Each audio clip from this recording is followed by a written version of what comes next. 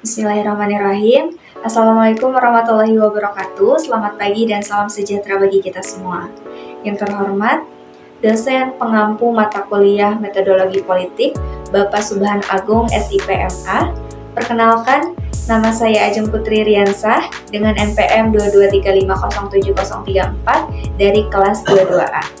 Yang mana pada kesempatan kali ini saya akan mempresentasikan hasil proposal yang sudah saya buat dengan judul Analisis Dampak Artificial Intelligence AI Defect di TikTok terhadap literasi digital aktivis mahasiswa Universitas Siliwangi dalam kampanye pemilihan presiden di tahun 2024. Nah, dalam era digital yang semakin berkembang, fenomena penggunaan teknologi canggih seperti kecerdasan buatan AI, defect dalam konteks politik, khususnya pada pemilu presiden tahun 2024 ini menjadi sorotan utama, yang mana defect sendiri yaitu adalah teknologi yang memanfaatkan algoritma AI untuk menciptakan konten di multimedia yang tampak sangat realistis, sehingga dapat memanipulasi gambar dan suara seseorang dengan cara yang sulit dibedakan dari kenyataan.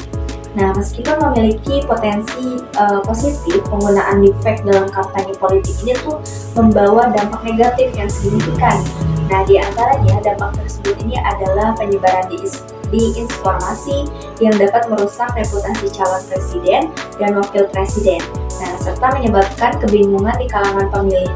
Konten yang dihasilkan oleh teknologi ini berpotensi menimbulkan ketidakpercayaan masyarakat terhadap informasi yang sah. Nah, sehingga mempengaruhi kualitas demokrasi dan keputusan pemilih. Nah, saya mengambil sebuah contoh atau fenomena di mana ada sebuah video yang menggunakan kecerdasan buatan untuk menghidupkan kembali citra dan suara mendiang dari diktator Presiden Soeharto yang telah memicu perdebatan etika mengenai penggunaannya dalam kampanye politik, di mana dalam video tersebut diunggah oleh seorang politikus dari Partai Golkar. Nah, di mana partai yang didirikan oleh Soeharto itu menunjukkan bahwa simulasi mantan presiden yang mengenakan kemeja batik dan mengajak pemilih untuk mendukung calon Golkar. Sejak diunggah pada tanggal 6 Januari, nah video ini tuh telah ditonton lebih dari 4,5 juta kali. Dan para kritikus pun menyatakan bahwa penggunaan AI seperti ini bisa saja menjadi alat propaganda politik yang berbahaya jika tidak diatur. Hal tersebut ini bakal berpotensi melanggar batasan hukum dan etika. Nah, maka fenomena ini tuh menuntut mahasiswa sebagai generasi penerus dan agen perubahan untuk bisa memiliki literasi digital yang baik. Yang mana literasi digital ini adalah kemampuan untuk mencari, menganalisis, dan juga mengevaluasi informasi yang tersedia di media digital, serta memahami bagaimana teknologi ini tuh dapat mempengaruhi persepsi dari perilaku masyarakat. Nah, dalam perkembangan teknologi yang memungkinkan penyebaran informasi dengan cepat tanpa disertainya dengan kredibilitas menjadi tantangan dalam pelaksanaan pemilu, di mana Kementerian Komunikasi dan Informatika atau Kominfo ini mencatat setidaknya ada 101 isu hoax terkait pemilu yang beredar dari Januari hingga Oktober 2023, di mana angka ini tuh meningkat 10 kali lipat dibandingkan tahun sebelumnya, di mana defect ini dihasilkan melalui teknologi yang menjadi perhatian utama dalam pemilu, gitu, di mana di Amerika Serikat teknologi defect juga digunakan untuk menyebarkan hoaks tentang Hillary Clinton yang mengklaim bahwa mendukung Gubernur Florida Ron DeSantis dalam pemilu 2024. Hal serupa juga terjadi di Indonesia, di mana pada akhir Oktober pada tahun 2023 beredar video Joko Widodo yang tampak berpidato dalam bahasa Mandarin dengan lancar. Nah, situasi ini tuh menyebabkan disinformasi yang memperkuat narasi negatif bahwa pemerintahan Jokowi ini berada di bawah kendali Cina, sehingga penggunaan kecerdasan buatan atau AI ini sebetulnya memiliki banyak manfaat positif.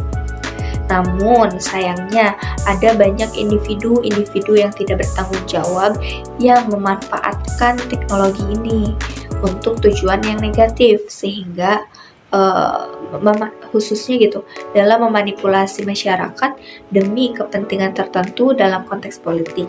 Nah, jika hal ini dibiarkan bisa merusak integritas pemilu dan juga akan mengancam demokrasi.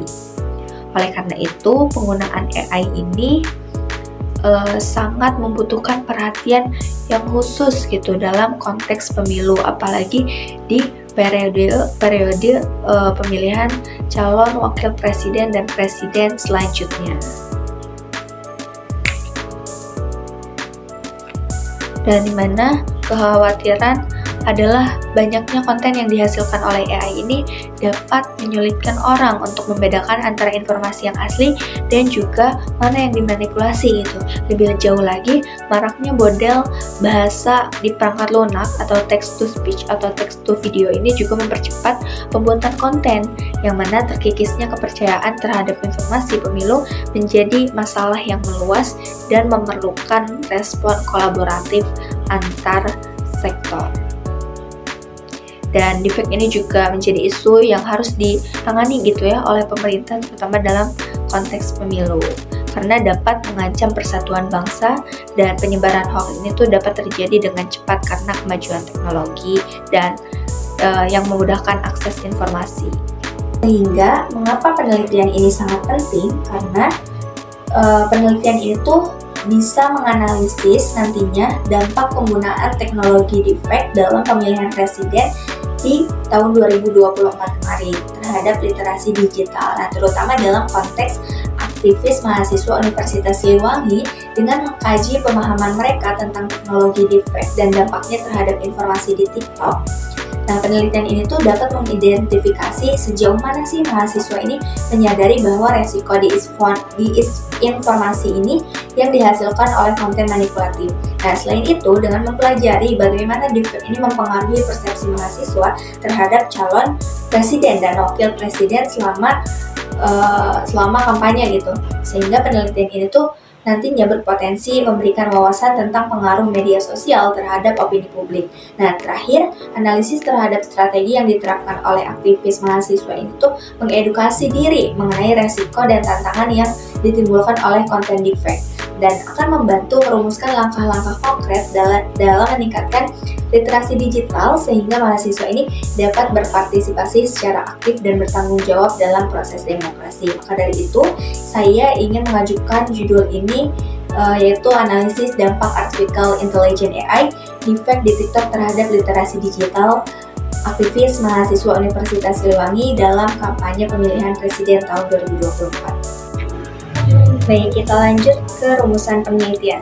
Nah, yang pertama ini sebenarnya sudah saya singgung di latar belakang, yang mana pada rumusan masalah ini yang pertama adalah bagaimana pemahaman aktivis mahasiswa Universitas Siliwangi tentang teknologi deepfake dan dampaknya terhadap informasi politik di TikTok. Yang kedua yaitu bagaimana penggunaan deepfake di TikTok ini mempengaruhi persepsi mahasiswa terhadap calon presiden dan wakil presiden selama kampanye. Yang ketiga yaitu bagaimana strategi yang diterapkan oleh aktivis mahasiswa untuk mengedukasi diri mengenai resiko dan tantangan yang ditimbulkan oleh konten deepfake. Lalu yang selanjutnya ada tujuan penelitian. Nah, yang pertama ini yaitu untuk menganalisis pemahaman aktivis mahasiswa Universitas Siliwangi mengenai teknologi deepfake serta dampaknya terhadap informasi politik yang disajikan di TikTok. Yang kedua yaitu untuk mengevaluasi bagaimana penggunaan deepfake di TikTok ini mempengaruhi persepsi mahasiswa terhadap calon presiden dan wakil presiden selama masa kampanye. Dan yang terakhir yaitu untuk mengidentifikasi dan mendeskripsikan strategi yang diterapkan oleh aktivis mahasiswa dalam mengedukasi diri mereka tentang resiko dan tantangan yang muncul dari konten deepfake. Lalu yang selanjutnya yaitu ada manfaat penelitian. Yang pertama ada manfaat akademis, di mana penelitian itu dapat menjadi referensi bagi penelitian selanjutnya yang membahas hubungan antara teknologi, media sosial, dan juga perilaku politik.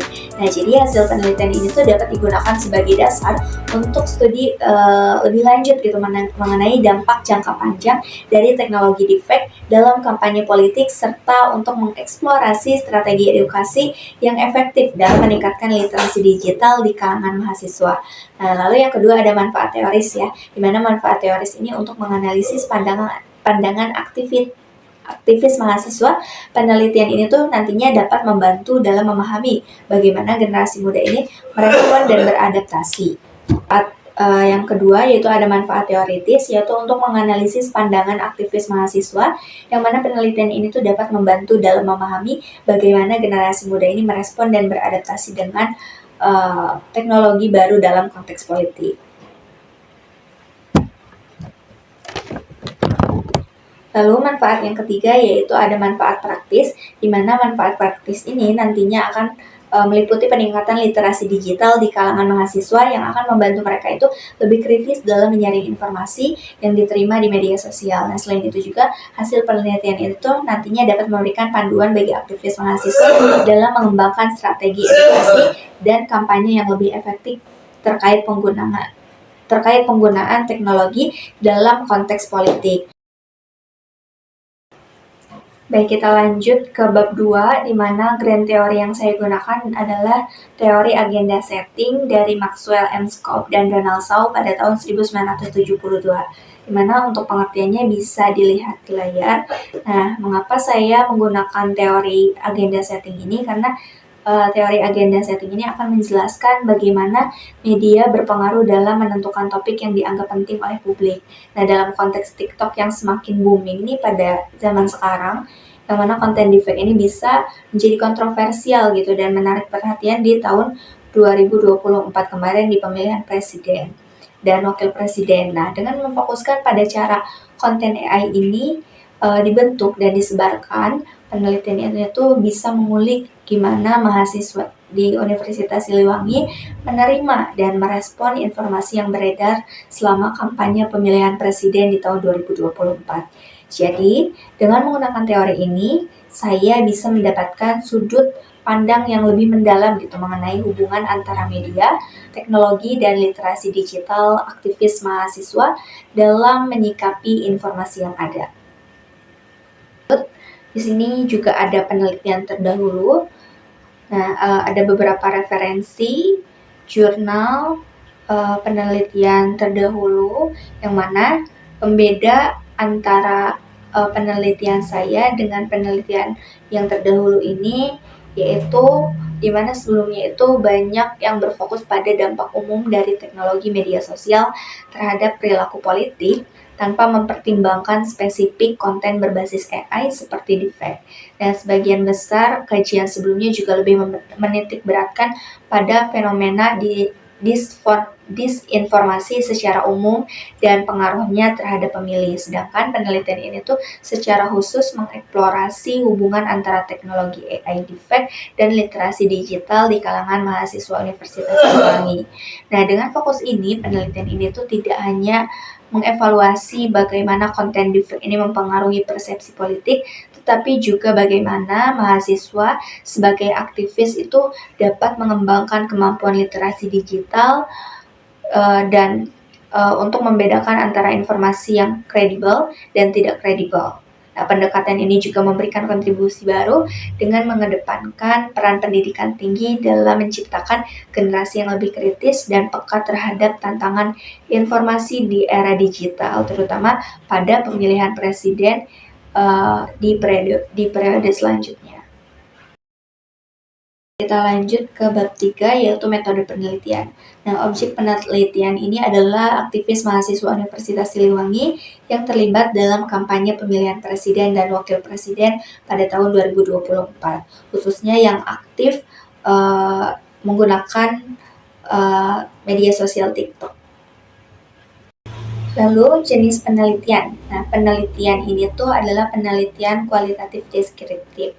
Jadi, wawancara itu nantinya akan menggali secara terfokus menggunakan pertanyaan dasar mengenai pengetahuan aktivis mahasiswa tentang penggunaan AI deepfake. Kemudian dilanjutkan dengan pertanyaan-pertanyaan yang lebih spesifik mengenai persepsi mereka terhadap etika pemanfaatan teknologi tersebut dan diakhiri dengan pertanyaan yang bertujuan untuk menyimpulkan pandangan mereka. Lalu fokus penelitiannya yaitu adalah persepsi aktivis mahasiswa Universitas Siliwangi terhadap penggunaan Artificial Intelligence AI deepfake khususnya dalam konteks kampanye pemilihan presiden dan wakil presiden di tahun 2024 di platform TikTok. Untuk lokasinya, penelitian ini tuh akan dilaksanakan di Universitas Siliwangi, Kota Tasikmalaya, karena data yang diperlukan tersedia di organisasi mahasiswa yang ada di di universitas tersebut gitu. Nah, peneliti ini juga berfokus untuk mengumpulkan data yang mendukung penelitian ini, yaitu mengenai persepsi mahasiswa Universitas Siliwangi terhadap penggunaan Artificial Intelligence AI, khususnya teknologi deepfake dalam konteks kampanye pemilihan presiden dan wakil presiden tahun 2024 di platform TikTok. Nah, untuk sumber data itu ada dua, yaitu sumber data primer dan sekunder. Yang pertama, data primer ini akan digunakan dalam penelitian. Ini adalah informasi mengenai persepsi aktivis mahasiswa Universitas Siliwangi terhadap penggunaan Artificial Intelligence dalam kampanye pemilihan presiden dan wakil presiden di tahun 2024, khususnya di platform TikTok. Nah, untuk data sekundernya diambil dari berbagai literatur yang ada seperti buku-buku, dokumen, jurnal, internet, dan kepustakaan lain yang berkaitan dengan masalah yang diteliti. Nah, untuk populasinya sendiri yaitu merupakan aktivis mahasiswa Universitas Siliwangi yang terlibat dalam kampanye pemilihan presiden dan wakil presiden di tahun 2024, khususnya yang aktif di platform TikTok.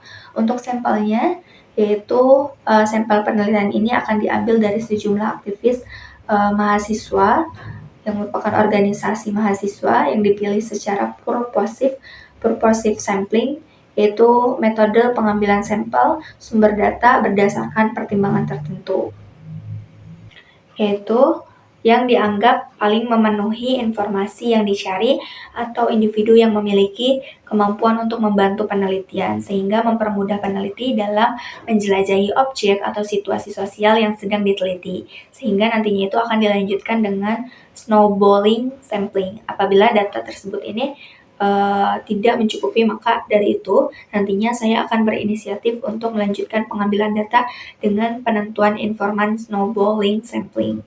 Nah, jadi nantinya saya ingin mengetahui persepsi aktivis mahasiswa dalam mengambil sampel aktivis mahasiswa ini dengan metode kualitatif yang memungkinkan saya untuk memahami pandangan dan sikap mereka ini terhadap penggunaan teknologi ini. Karena aktivis mahasiswa ini kan seringkali itu jadi suara perubahan dan pandangan mereka ini bisa memberikan insight tentang dampak penggunaan deepfake. Penelitian ini, observasi yang digunakan adalah observasi partisipatif, di mana peneliti akan mengamati, berpartisipasi, dan mendengarkan dengan fokus pada kata-kata kunci yang dianggap penting dalam pengumpulan data dari lapangan. Lalu yang kedua, ada bentuk wawancara yang digunakan dalam penelitian ini adalah semi-struktur.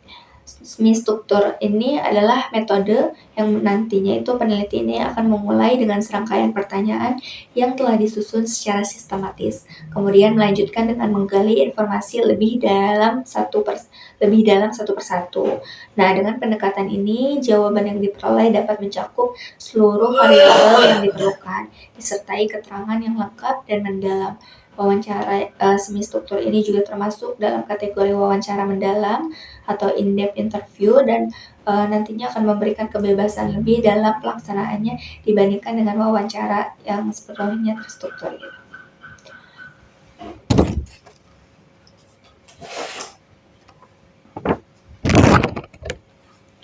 Lalu yang ketiga ada studi pustaka, yaitu untuk memperkuat data primer yang diperoleh. Juga sumber-sumber dalam studi pustaka ini mencakup buku, jurnal, artikel, penelitian terkait, dan juga bacaan online yang relevan. Dan yang terakhir yaitu ada dokumentasi yang menjadi salah satu sumber data dan menjadi alat pengingat dalam beberapa aspek. Setiap kali melakukan penelitian, tentu penting untuk memiliki dokumentasi yang jelas sebagai referensi untuk memastikan bahwa validitas dan keaslian data yang diperoleh. Terakhir yaitu ada poin pengabsahan data. Nah, yang pertama yaitu ada pengabsahan data, yang mana nantinya peneliti ini akan melakukan observasi, wawancara, dan juga dokumentasi terhadap beberapa responden penelitian. Nah, tahap pertama ini peneliti itu akan melakukan pengumpulan data. Setelah data terkumpul, selanjutnya nanti peneliti ini akan melakukan pemeriksaan kelengkapan serta kejelasan data yang diperoleh, sehingga data yang didapat ini merupakan data yang valid. Kedua yaitu ada reduksi data. Nah, analisis data dengan suatu bentuk analisis yang menajamkan, menggolongkan, mengarahkan, membuang data yang tidak diperlukan, dan organisasi data sehingga kesimpulan final dapat diambil dan dapat diverifikasi. Dan tahap kedua ini merupakan peneliti ini adalah akan memilih data yang dapat dan disusun secara urut dan tertata rapi. Yang ketiga yaitu ada penyajian data, yang nantinya peneliti ini akan melakukan pengolahan data sehingga apabila terdapat data yang tidak sesuai dengan kebutuhan penelitian, peneliti ini dapat mengedit data tersebut sehingga data tersebut sesuai dengan kebutuhan penelitian. Nah, pengeditan data tersebut juga bersifat memperbaiki data apabila terjadi kesalahan di dalam pengumpulan data. Nah, kesalahan pada data ini akan diperbaiki atau dilengkapi dengan melakukan pengumpulan data ulang atau dengan menyisipkan data yang dianggap masih kurang. Dan yang terakhir yaitu penarikan kesimpulan dan verifikasi setelah display data tahap selanjutnya adalah penarikan kesimpulan. Sekian yang bisa saya sampaikan mengenai laporan penelitian saya yang berjudul Analisis Dampak Artificial Intelligence AI di TikTok terhadap literasi digital aktivis mahasiswa Universitas Siliwangi dalam kampanye pemilihan presiden di tahun 2024. Mohon maaf apabila ada kesalahan atau kekurangan dalam penyampaian proposal ini.